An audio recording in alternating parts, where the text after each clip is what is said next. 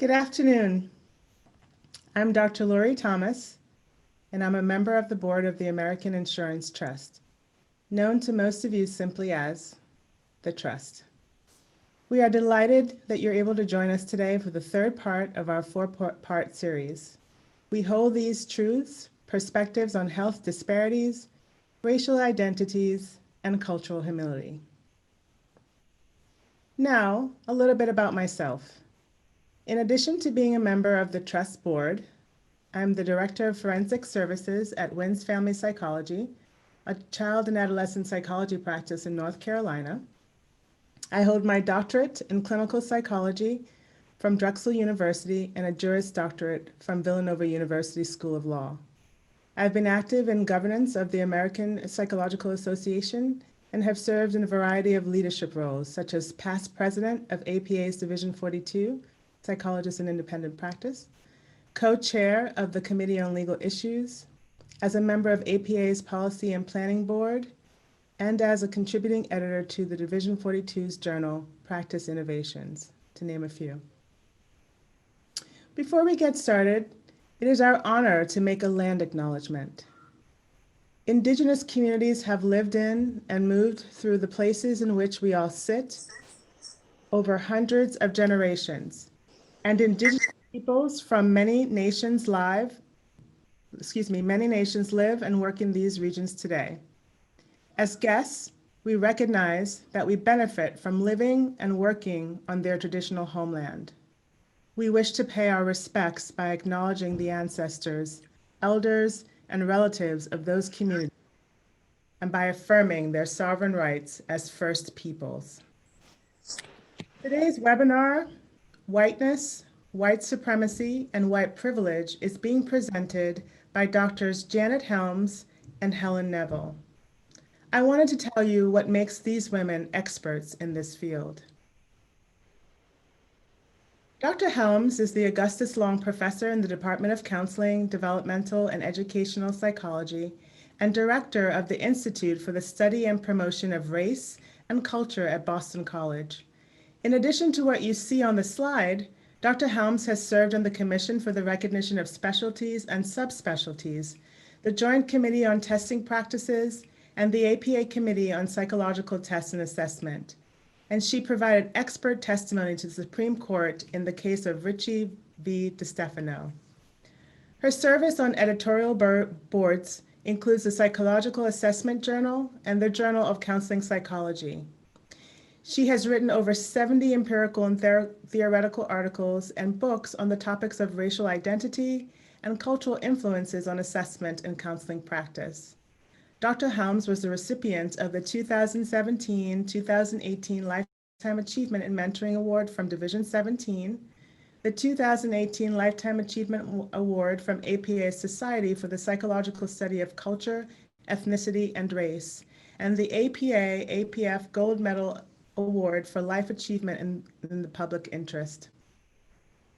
Additionally, she delivered the American Psychological Foundation's 2019 Arthur W. Stotts Lecture on Unifying Psychology.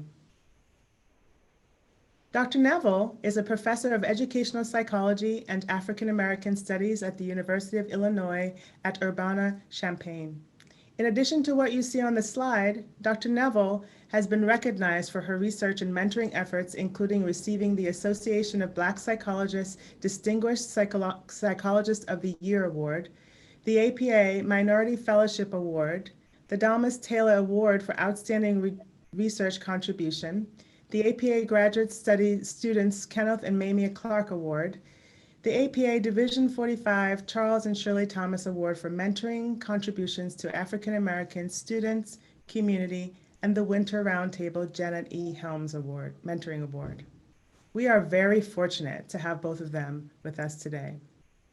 This credit can be combined with 5 other CE credits from any of our live or on-demand virtual webinar series to save 15% on your trust-sponsored professional liability insurance. We also need to let you know that all our presenters have declared that they have no conflicts of interest. And finally, here are our learning objectives. At the end of this presentation, participants will be able to define the terms white racial identity, white supremacy, and white racism. They will be able to describe the intersectionality of whiteness, white supremacy, and institutional racism, and identify internalized notions of white supremacy and learn strategies to address white racism in a variety of work settings. So I'm very excited, and without further ado, I'm going to turn the presentation over to Dr. Helms. Good evening, everyone. I appreciate your coming to listen to Dr. Neville and me speak this evening. I spent a whole career learning how to speak more slowly so that people could understand what it was that I was talking about. But tonight I'm going to violate that learning and probably speed through a number of issues. And so feel free to use the Q&A to ask questions if I don't cover something that you think is important. Hopefully, I will discuss all of these issues to some extent tonight. My primary focus is going to be white male heterosexual privilege. And so let me begin by talking about what I think of as white heterosexual male privilege. I think about it as the ideology that says in effect to all white men that they have a birthright to power and privilege in society. They are the rulers. They are the people who are supposed to determine what happens in the world for other people. It's written in the Constitution by implication that white men are the people who own the country. So it's not surprising that they act as if they own the country, because that's what the framers of the Constitution meant to be the case. If you have white heterosexual male privilege, which I call WHIMP for short, that means you control the laws, you control the economic policies, all of the institutions, all of which are designed to benefit white men, and so are framed in a way that makes sense for white men, although they might not make sense for other people. So it protects the power and privilege of white, ostensibly heterosexual men. Not all white men are alpha wimps.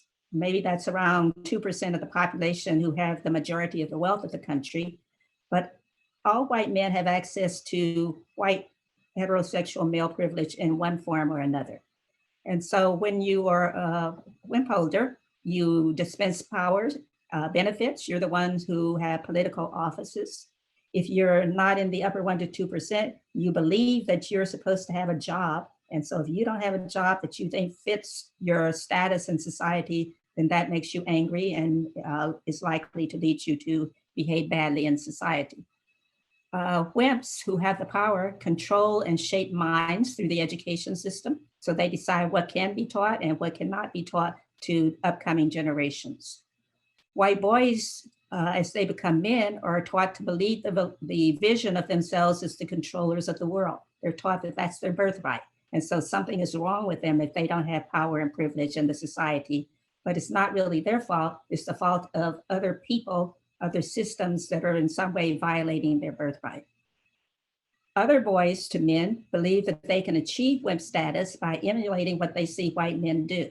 And so you will often see in boys of color exaggerations of white male activities because they think that's how you get power and privilege in society. Interesting, white women share the level of privilege of the men in their lives. If one looks at the Constitution, women are actually not written into the Constitution, but they're assumed to be there. And so to the extent that they don't threaten white heterosexual male privilege, then they share the benefits of the men in their life as long as they are deemed worthy. Most of our social agendas actually serve as protectors of white privilege. If white privilege is maintained by the isms, so racism, sexism, classism, by the political phobias and xenophobia, Islamophobia, homophobia, and dehumanization, gun violence, cruelty, particularly cruelty to children, the caging of children would be an example of that. Each of these things exists to protect WIP status. And the way that they do that is it is usually the people who have the power and the privilege in the society who engage in these activities. But if we focus exclusively on the consequences of these activities to the victims, then we ignore the fact that they are diversions, that they distract us from the fact that the underlying disease is white heterosexual male privilege. And if we don't recognize that the symptoms, the isms, the phobias, and so on are symptoms of WIMP, then what happens is that as we try to treat one of them, then the other pops up on the other side. So what we want to be able to do is to begin to ask the question, what is the underlying WIMP principle that's being violated when we are working with people who are suffering from experiences of racism, sexism, and so on? Many people, many white people, regardless of social roles, so our educators, our researchers, our practitioners, are never trained to actually recognize or diagnose the status of WIMP disorder, as I call it. Rather, what happens is they are trained to diagnose the consequences of WIMP misbehavior. So we can treat racism or sexism or classism or whatever our particular expertise may be, but we don't recognize that in treating those things without acknowledging the source of those things, we are in effect making the WIMP status a permanent aspect of the way in which we view people. As a result of not being trained, then we often focus on changing the survivors rather than changing the system that's responsible for their behavior. We don't have very many roles in society that offer models for considering the role of WIMP in the actions, policies, or procedures in our socially often unjust society. So this is my focus. I'm going to be talking about the WIMP symptoms a bit. I'm going to talk about white educators and how they can recover from WIMPdom. I'm going to try to help white people see whiteness, which is mainly what my career has been about. And then I'm going to talk probably a little about the racial ideology of virtually all of society's institutions. The social psychologist James Jones talks about three types of racism. Institutional, which would be the laws and policies that favor white people over all other people.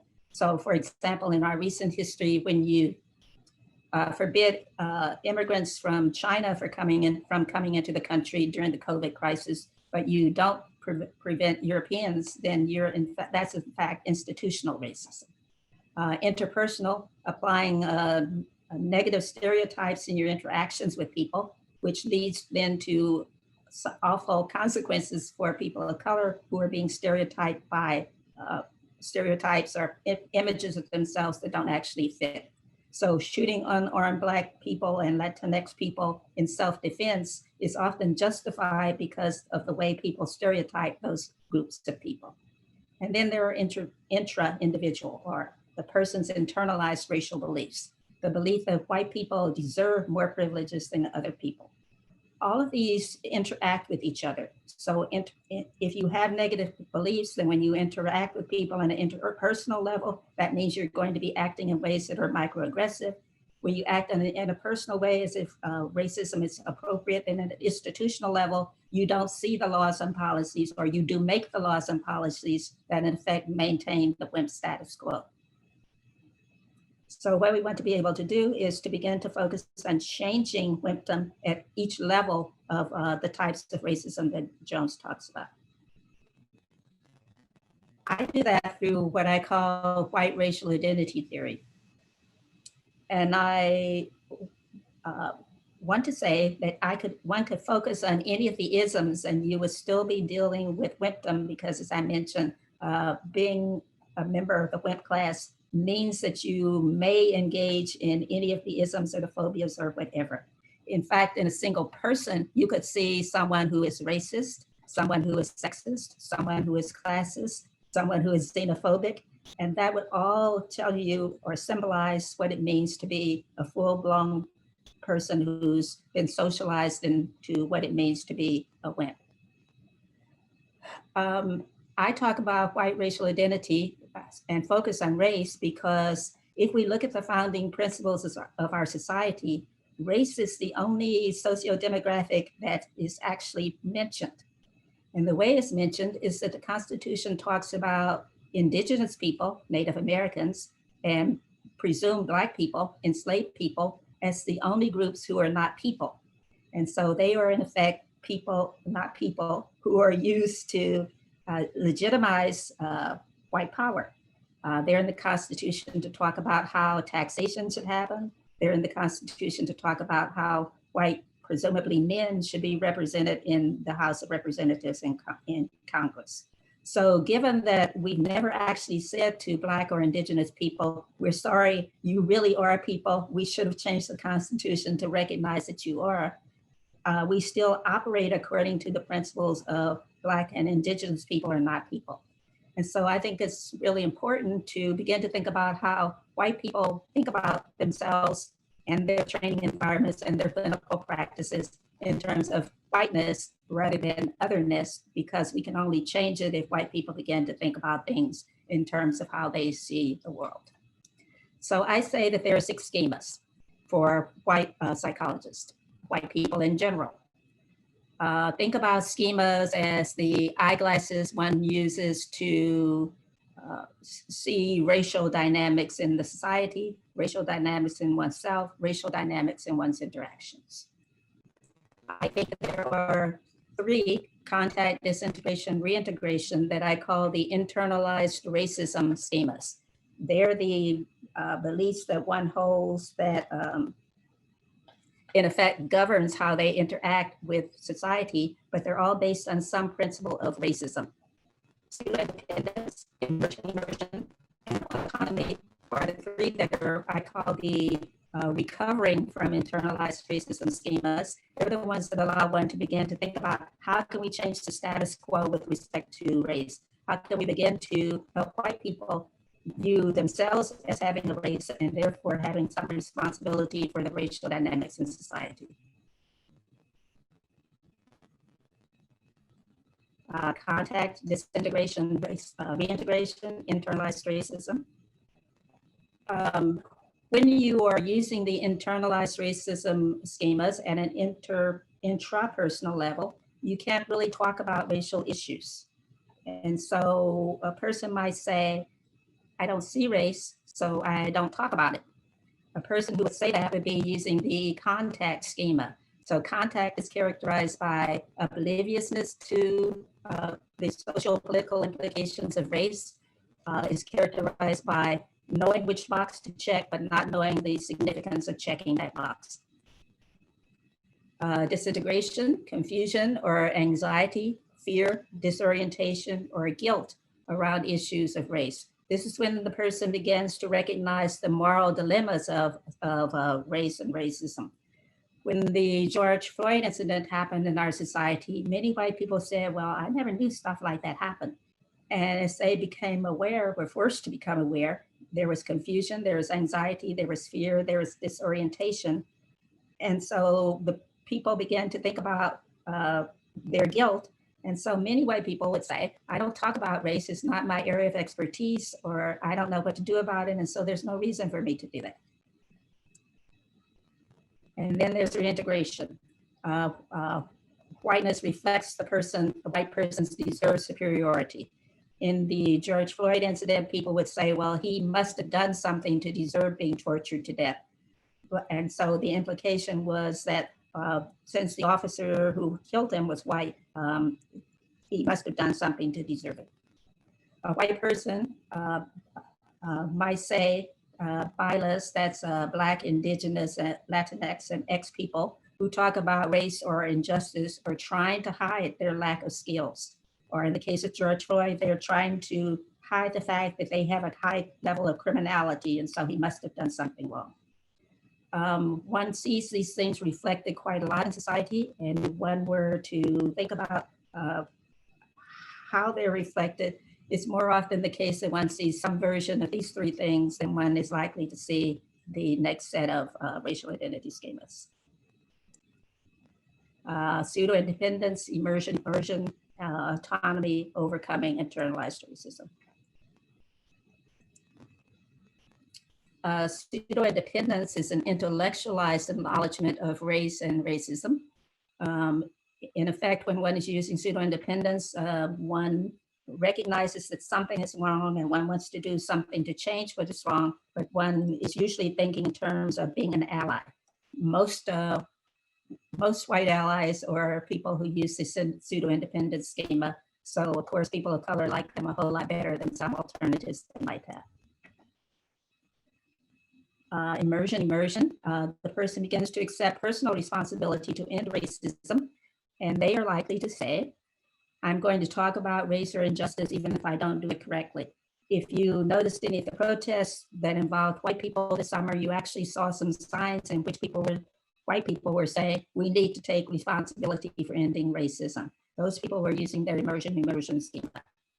And then autonomy, the process of developing a humanistic way of being, and that person always is willing to consider how racism influences their particular situation rather than pretending that it doesn't exist.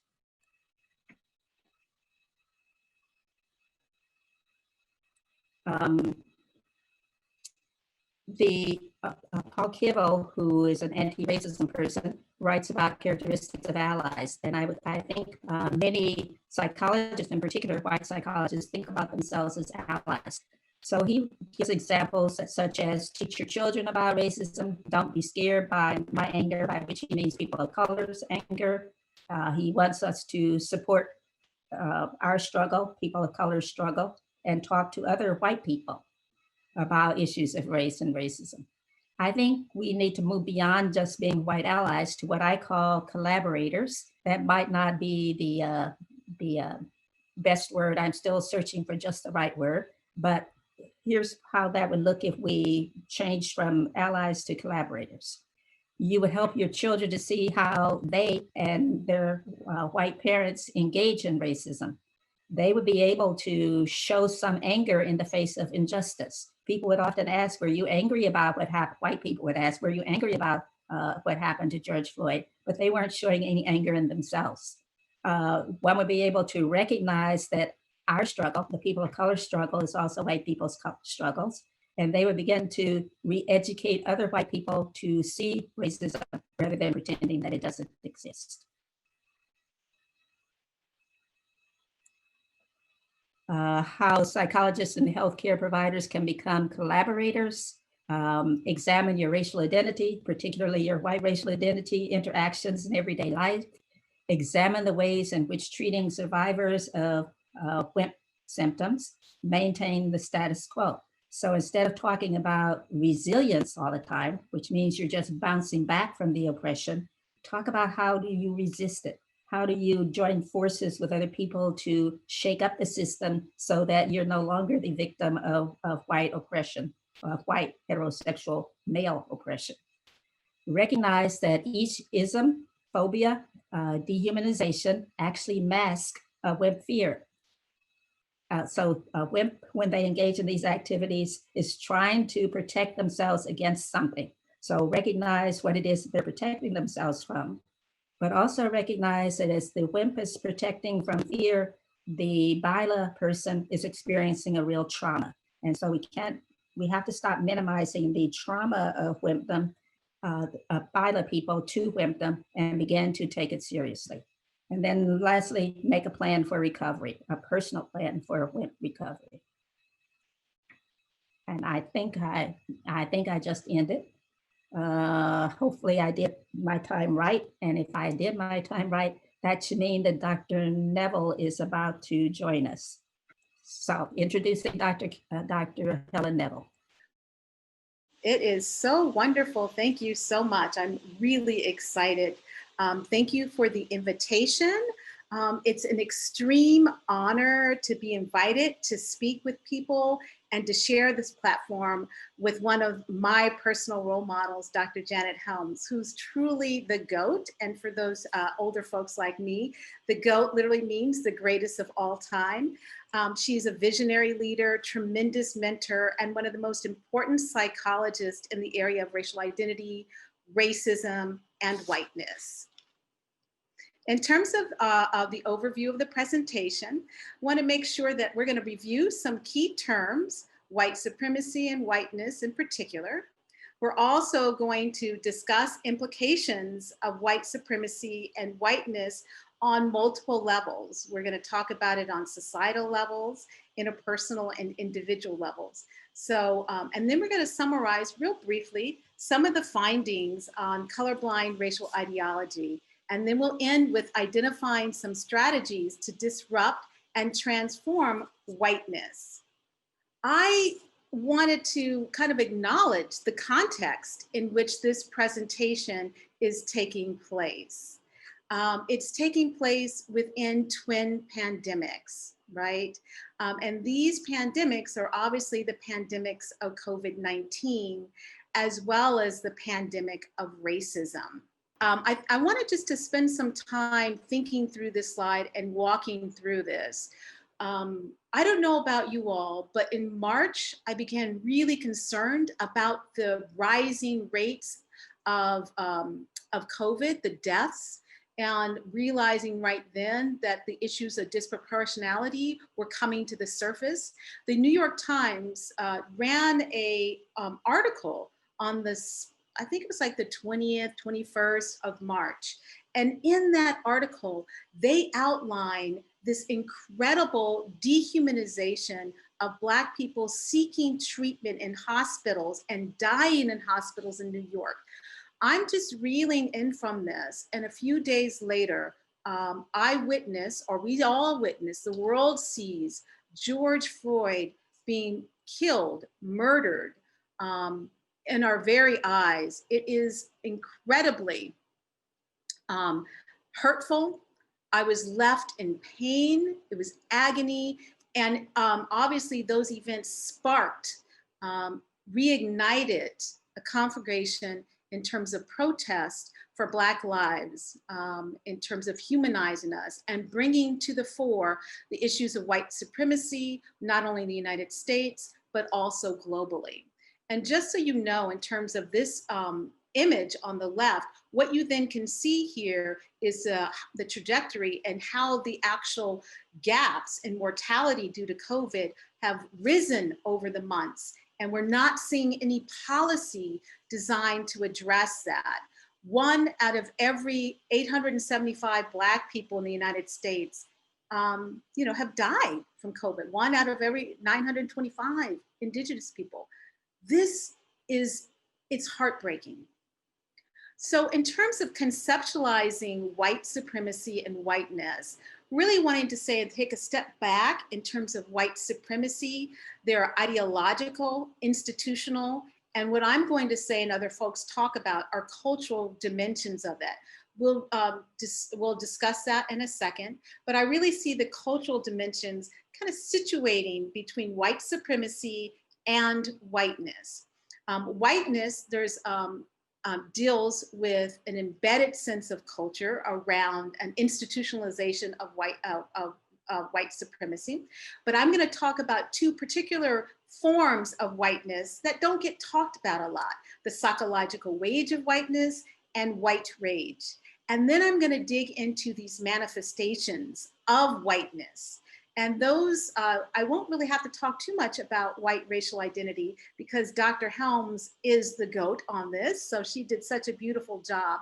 I will talk more about colorblind racism and talk about and discuss that. So in defining whiteness, I want to draw on the historian George Frederickson, and he wrote a book in 1981 that talks about the comparative nature of white supremacy in the United States and South Africa. White supremacy refers to the attitudes, ideologies, and policies associated with the rise of blatant forms of white or European dominance over non-white populations. In its full developed form, white supremacy means color bars, racial segregation, and the restriction of meaningful citizenship rights to privileged groups characterized by its lighter complexion. I chose this image from The Atlantic because it beautifully illustrates some of the ways in which white supremacy is operating in terms of voter suppression currently, whether it's gerrymandering, whether it's voter rights laws, or some of the, so that is why I selected that image. In terms of whiteness, Dr. Helms talks about whiteness as the overt and subliminal socialization processes and practices power structures, laws, privileges, and life experiences that favor the white racial group over all others. It's almost as if it's this lived embodiment of white supremacy, the way it is enacted in everyday life and cultural practices. Hector Adames, Nayeli Chavez, and Miriam Jernigan have this fabulous article that deals with whiteness among Latina dad. And that helps us understand that whiteness and white supremacy is global, and they articulate and unpack the way that focuses within Latinx communities. And in that article, they highlight and emphasize the ways in which culture, which plays a part in that. And that's really, I think, this embedment of whiteness. All right, so this is just for who's working the slides. This is going to take a couple of clicks, so don't quite click the first time quite yet. I'm using this, the way in which whiteness performs itself and what it might look like. Whiteness, those people in power set policies, and there's people who vote on policies. So when we think about white supremacy, it doesn't exist in a context, decontextualized.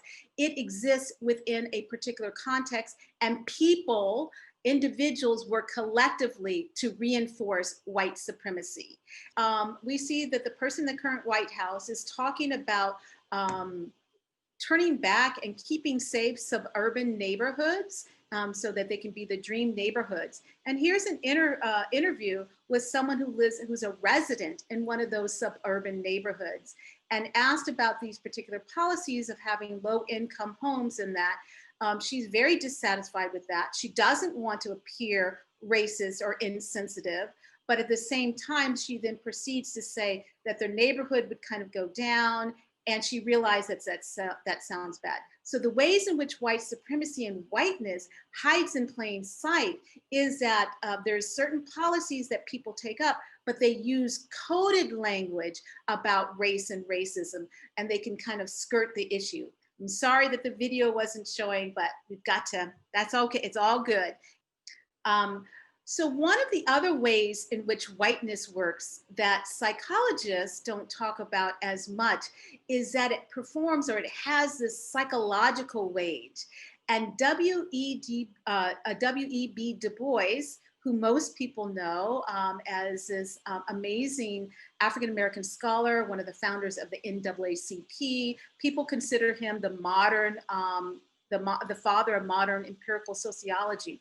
But in his book, Black Reconstruction America, he talks about this psychological and material wages of whiteness. It must be remembered that the white group of laborers, while they received a low wage, were compensated in part by a sort of public and psychological wage. They were given public deference, titles of courtesies because they were white. They were admitted freely with all classes of white people to public functions, public parks, and the best schools. The police were drawn from their ranks, and the courts, depending on their votes, treated them with such leniency as to encourage lawlessness. We can even think of, talk about prescience. We can think about some of the differences between people in those suburban neighborhoods are treated compared to people who live in urban areas. Also, this notion of whiteness as psychological wage, it's important for us to know that it hurts everyone, that we know that white people then exchange their whiteness, then they will sell out or not work in their class interest. Derek Bell, who was a famous lawyer, also one of the founders of critical race theory, discusses this notion of psychological wage in a very poignant way that I wanted to bring about and discuss as well. Black people are the magical faces at the bottom of the society as well. Even the poorest whites, those who must live their lives only a few levels above, gain their self-esteem by gazing down on us. Surely they must know that their deliverance depends on letting down their rope. Deliverance from any kind of suffering, deliverance from adequate health care, deliverance to have high quality education. Those are what he's talking about. Only by working together is escape possible. Over time, many reach out, but most simply watch, mesmerize into maintaining their unspoken commitment to keeping us where we are at whatever cost, to them or to us. And these are the ways in which whiteness works, so beautifully represented. Another person I wanted to draw on is this idea of white rage and whiteness as white rage. Patrick Rizanka, Kristen Gonzalez, and Lisa Spanierman have done research on racial affect from a psychological component. An interesting aspect that is understudied is this idea of white rage. Historian and one of my former colleagues, I have to say, at the University of Missouri, Columbia, who's now a named professor at Emory, has this New York Times best-selling book called White Rage. The trigger for white rage inevitably is advancement. It is not the mere presence of Black people that is the problem. Rather, it is Blackness with ambition, with drive, with purpose, with aspirations, and with demands for full and equal citizenship. And what she does is she marks through all of these historical periods, whether it's the Great Migration or Brown v. Board of Education, or even 2016 in terms of when we were coming up with a presidential election. What she marks is anytime there is some advancement, there are burning down of communities, there is notions and notions of resegregation. So it's met with resistance and white rage. There's an education scholar, Dr. Cabrera, who does some really interesting work. He's got a book out that talks about exploring whiteness in higher education, in which he interviewed white male college students. And these, in this work, this is one of his articles, an earlier article of his. In this, he talks about these young men who feel disenfranchised, feel resentment, and feel as though, and live in these segregated bubbles, both before they came to campus and while they are on campus. And they feel as though, if anything, they are the victims of multiculturalism, and they are angry about that. This would be a notion of how white rage shows up in college. What about then in terms of these individual and interpersonal manifestations? These are the psychological components, or how it looks psychologically. You all were really blessed to have had an opportunity to listen to a living legend talk about white racial identity. I want to just contextualize this for a second. Dr. Helms first introduced this idea of white racial identity in the psychology literature, in fact, in the counseling psychologist, almost 4 decades ago. So she has been writing on this for 36 years. And then she also expanded on this in her book, A Race is a Nice Thing to Have. It's in its 3rd edition. If you don't have it, I definitely encourage you to go out and purchase it, especially for those people who want some hands-on concrete things to do. She has exercises that allow people to reflect, and it's a really good tool to use in class or for psychologists. And as you know, in terms of when she discussed, white identity develops via a two-phase process: internalization of racism, and then this evolution of a non-racist white identity. I don't really need to go into that because she's already done that. I want to briefly talk about what my work is, and that's colorblind racial ideology. There's 2 ways of thinking about it. One is a color evasion ideology, and another is this power evasion. And so the color evasion is this idea that people do not see race. I don't notice what race you are. And power evasion gets to these structural issues that are most consistent with white supremacy, and racism is, white supremacy is the most common form of racism. And that is denial, distortion of the existence of white supremacy or racism. And this just better spells it out. One is denial of race, the other is denial of racism. The purpose of having the power evasion, it serves to justify the status quo. So if we see differences in Black and brown people being killed by police, people say, no, it's not racism that has something to do with it within the police system. Instead, it's the way Black people or brown people were behaving. They take out the structural component of it. And so when we think about this, there's some 4 misperceptions of colorblind racial ideology. One is that people think, well, gee, shouldn't we, it's a good thing that I don't see race, when in actuality, we find that it is a bad thing that is actually covering up racial intolerance and racial prejudice. So when people say, I don't see race and I'm not racist, what we see and we dig a little deeper is in fact that they have bought into some of these white supremacist notions. And what we've done over the past, I co-authored a scale on the colorblind racial attitude scale. And over the past 2 decades, I've done research on this scale. And then also other folks, researchers have done things on this scale as well. And what we know is that higher levels of colorblind racial ideology is related to increased racial prejudice, greater racial fear,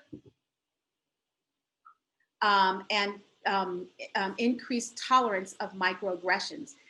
Conversely, it's related to lower levels of ethnocultural empathy, lower levels of social justice, beliefs and actions, and lower levels of multicultural competencies. So those people who deny and distort the existence of racism are less effective and less empathic with their clients. There's a really interesting article by Bima and Swade.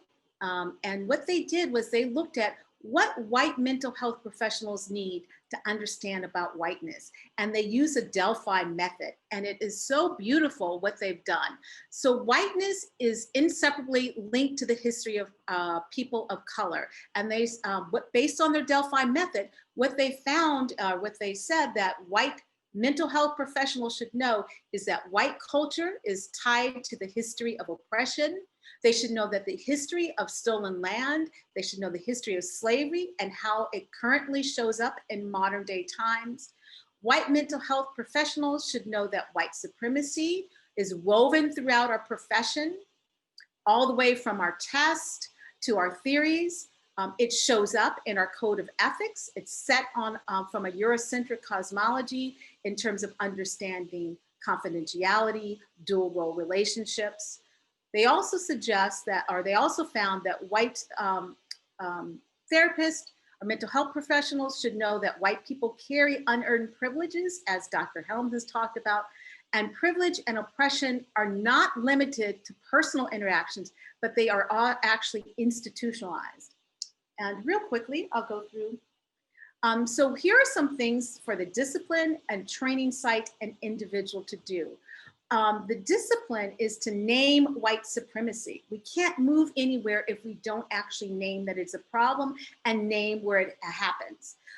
Another is to support BIPOC initiatives and follow the lead of BIPOC psychologists. For example, Dr. Della Mosley and her student Bellamy Paris have this incredible series, Academics for Black Lives, where they are teaching psychologists around the world about white supremacy.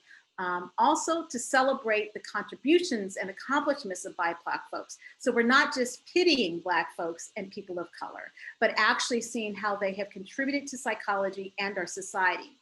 At the training site, just a couple of things to do a strategic analysis of whiteness within that site, to provide meaningful education of white supremacy, to provide spaces of accountability for whites and healing for people of color. The training sites, whether it's a department or a clinic, should provide those things. And in individual levels, just many of the things I want to reiterate that Dr. Helms said, to reflect on their own racial identity, to explore ways to engage in anti-racist actions, and to cite BIPOC scholars and acknowledge their contributions. Many times we are erased. So it's our time to transform our discipline, ourselves, our communities. And I just really want to acknowledge that I work in community and I learned so much from the students in the Liberation Lab that I have an honor to be in collaboration with, as well as the folks that are part of the Dream Team, the Psychology of Radical Healing Collective, and you can see their names there. Thank you so much. I appreciated this opportunity. Well, Thank you very much, Dr. Helms and Dr. Neville. As many people have said in viewing the presentations, it's just such an honor to hear both of you speak today. And so I do want to go ahead. We have some time available to answer a few questions, and I want to share a few questions from our participants with you. One participant writes, what guidance would you offer to white therapists when their white clients express racist attitudes and the therapist does not feel they should remain silent or accept these attitudes, but the clients are not seeking treatment for their racism and might reject the therapist's efforts to address the racist attitudes or beliefs in treatment? I'm wondering if Dr. Helms wants to address that since she writes so beautifully on this issue. I would offer the same advice I would offer for treating any mental illness. Clients often come in thinking that they should be treated for one thing, but the therapist knows that they should be treated for something else. If the client comes in saying that they want to be treated for anxiety and you notice that they are very depressed, then you tell them about it. If a client comes in and wants to be treated for whatever, and you notice that they have racist attitudes, then you probably need to talk to them about that. Because in effect, racism often hides anger, and anger often leads to other kinds of symptoms. And so if you can't deal with your anger, if you can't talk to your client about their anger, then maybe they need to be talking to a less credible therapist. But I don't think you can deny the issue. I think you have to bring it up if in fact you notice it. All right, thank you. I guess it's a similar question, and this may be related. It says, how can a white female psychologist be an advocate, ally, collaborator without stepping on toes or making it about me? Speaking for myself, I know, so the person is saying they've had some fear about speaking out when they're in a situation. How can a white female psychologist be an advocate, ally, or collaborator without stepping on toes? Do you want that one, Helen? Sure. I think I like that question and I appreciate that question. I guess I have a couple things. One is to make sure that they've done their work themselves, that they are feeling as though that they're not coming to the aid, they're not coming to save somebody, that they're actually kind of working with folks on an issue that other people find important. And one way to ensure that is to not lead, but instead to follow people, to be in community with others in which they follow how the other folks are doing and they support that person's effort or those efforts, making sure that they are not speaking on behalf of somebody and speaking for somebody. So I think the first piece is of doing this internal work and exploring where they are at and the purpose of doing this, and then identifying their starting point. Thank you. Dr. Helms, did you have anything else that you wanted to say about that? I would agree with Dr. Neville, and I would just add that part of being a collaborator is figuring out how it is your own issue. And so if you're speaking to your own issue, then you're supposed to step on toes. That is, you have to figure out how it hurts you as opposed to thinking about how it hurts other people. Because if you're working for the other, then you're not curing what's happening with respect to yourself. Okay, thank you. A couple of people have been asking about resources in general. Any readings that you would recommend? Someone is asking about taking a course on racial identity development. And are there any resources that you would like to direct our participants to? That might be helpful. Dr. Neville directed them towards a lot of good resources, I thought. I'd like to also refer them to my website, isprc at bc.edu. And I would also, thank you, Dr. Neville, refer them to my book, Race is a Nice Thing to Have. All right. In addition to those, I also want to make sure that I think these recommendations that Delphi Method recommended is to understand and think about things broadly, to think about things structurally. So in addition to reading psychological work, that people need to step back and to read work from historians and from sociologists so they can contextualize people's lived experiences as well. I'd also recommend reading newspapers. People don't read newspapers anymore. Really good point. Okay. One person asks, do you think the race of examinees, I think we have time for one more. Do you think the race of examinees should be identified in psychological reports? Yes. I also think the race of the examiner should be identified in psychological reports. Well, so I want to, I think we're going to stop there. We have many questions that are coming in as the discussion is going on here. And so we'll take note of those questions and, for perhaps for future presentations. But right now, I just want to thank everyone for coming and for attending in this powerful presentation. And I'd like to introduce our CEO, Jana Martin. Well, thank you very much. And I'm going to take privilege here and ask Executive Director privilege and ask a question myself. And that is, Doctors Neville and Helms, if we invite you to come again, would you do us the honor of meeting with all of our folks again? I would be so honored and privileged. Thank you. And I would love to come back. Wonderful, wonderful. That's the answer I was hoping for. So thank you very much.